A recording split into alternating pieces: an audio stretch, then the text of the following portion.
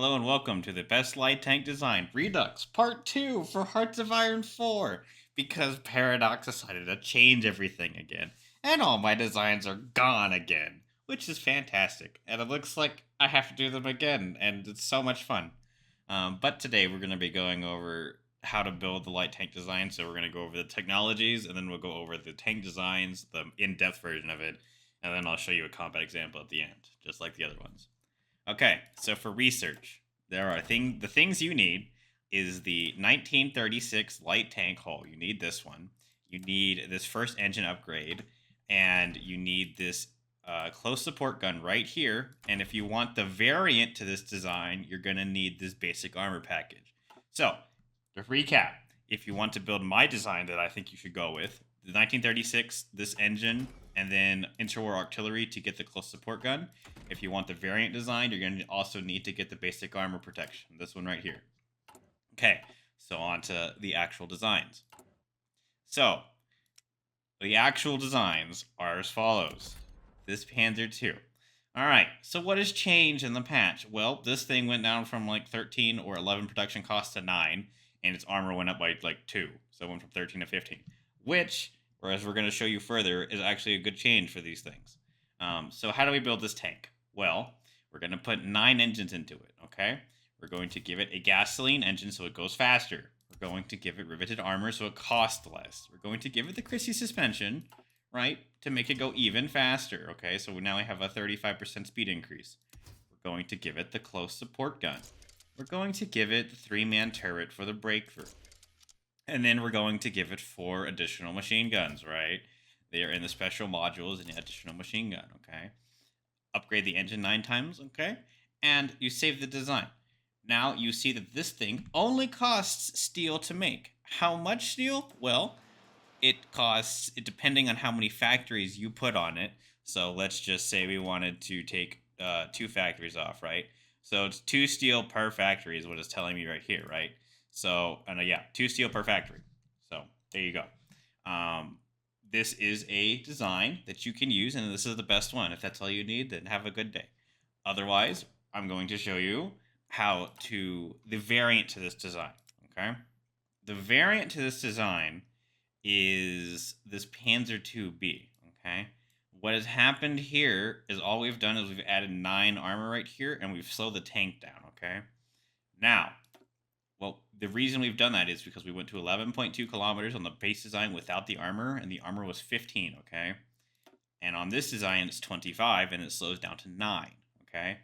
And you can see that his breakthrough went up to 47 on this design, right? The one with all of the armor, the level 9 armor, whereas my original design has 28 breakthrough, okay?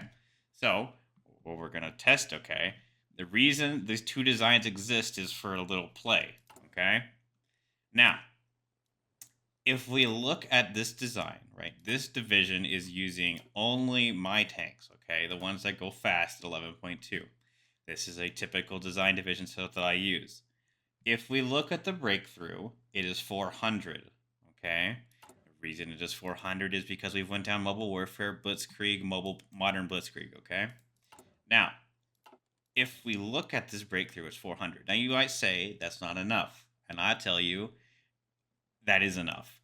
You have 500 soft attack. If we look at a stupid infantry division, okay, and the max it has is 258 soft attack, okay, and let's just say modifiers and gets up to 400, okay. If you have 400 breakthrough, which means you're not going to take any damage, okay.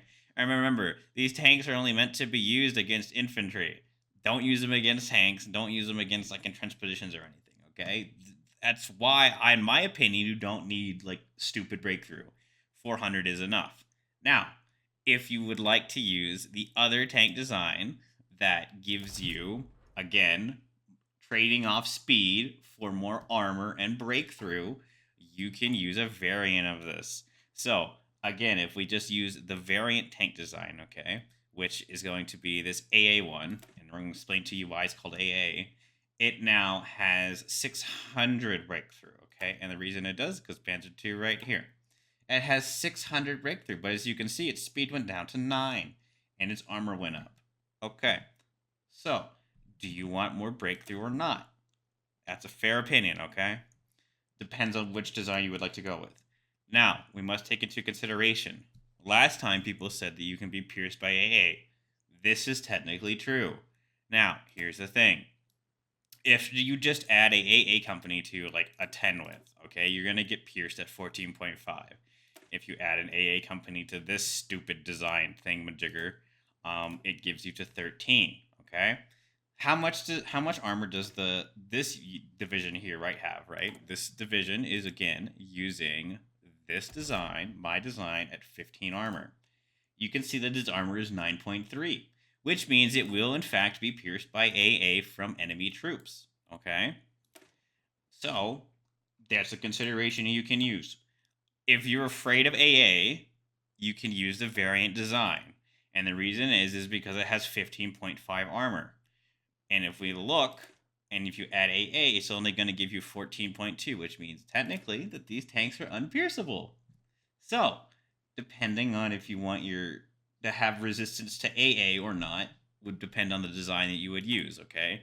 You would either use the one that goes faster, which would be this one, or you would use the one that goes slower, which would be this one right here, okay? Again, it just depends on what you want from your units, okay? Now, we must go over one last thing here, okay? The variance of these designs is you can add self-propelled artillery, okay? So again, for mine, you can see that the armor went up slightly, but the soft attack went up immensely, okay? It goes from 507 to 542, which means it kills everything faster, okay? And its hardness went up from 46 to 55, okay? And again, for that design, we use a WESP, right? It's just your standard tank, and then you convert it into an artillery piece, okay? Again, it just depends on what you would like to do here for your design, but that's completely up to you. If you would like the 12 breakthrough versus the 1.1 breakthrough, that's up to you on what you want to do there. Now, if we look at the variant design, you can see that this one also uses the self-propelled artillery, okay? And it still goes 9 kilometers an hour. What do we do here? We just change the design again to 9 armor and just made it artillery, okay? So that we have additional breakthrough. Now, again, it depends on which design you want to use for what types of situations you're in. But in these opinions, these two tank designs are the best, okay? It just depends on the situation that you are in. Again, you just have 9 engines or you have 9 engines, 9 armor. Now, we must go over one last important issue. Can these tanks be pierced by anti-tank? Yes, both of them can. They cannot resist anti-tank. This is a very important distinction to remember. If you think you can build a unit that can resist 24 piercing, you're wrong, because the amount of expenditure that is required to get this thing to have that amount of armor to resist just on this unit alone at 24 piercing. If you start adding anti-tank here, it's just going to keep going up. And again, the smaller the division, the more impact these support companies have. So if we add an anti-tank gun right here, you can see it goes to 27 piercing. So both of these designs are not immune from anti-tank guns. Remember that. It just depends if you want to be immune from AA guns or not AA guns. So there you go. Other than that, I'm going to go show you a combat example and wrap the video. Okay, so one last thing before the combat example, because, me make a mistake. The only last thing here is that my design has 82 reliability, okay? This one has 64 reliability, okay? That reliability is actually quite low. Now, there are ways around this, depending on how much reliability you want to deal with, okay? Now, if we go to your designers, remember, both of these tanks do not have designers. You can pick a designer that's going to give you another 10% reliability, okay?